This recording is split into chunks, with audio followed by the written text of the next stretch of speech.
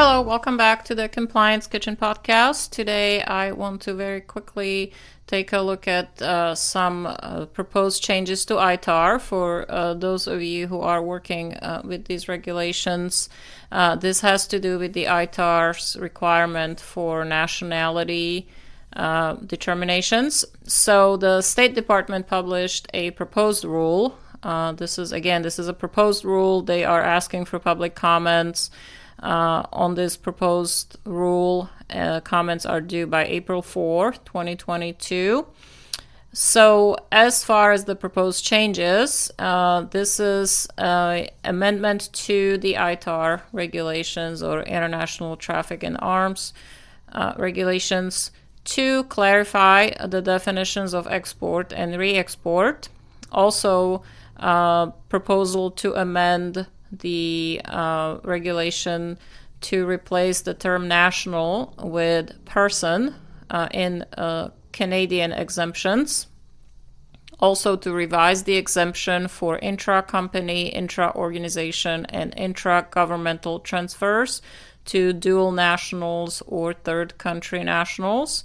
And also to correct administrative errors in the section on voluntary disclosure, to emphasize that ITAR mandatory notification of exports of ITAR-controlled articles to a prescribed country is a separate disclosure from a voluntary disclosure to the Directorate of Defense Trade Controls, or the DDTC.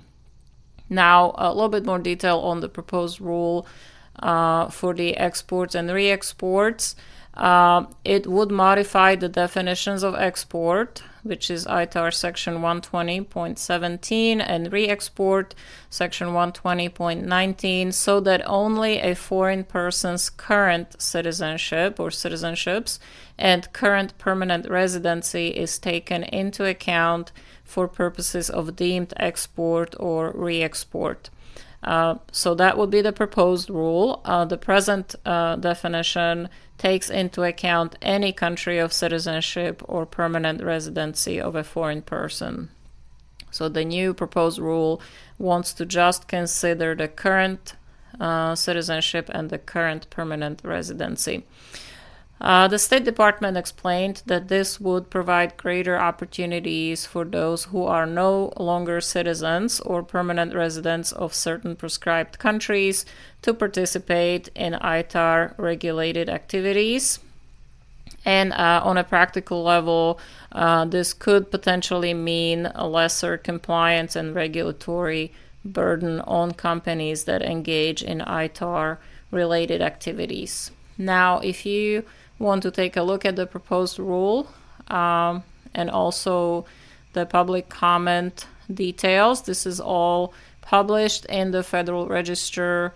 It was by the State Department, and the publication date was February 2nd, 2022.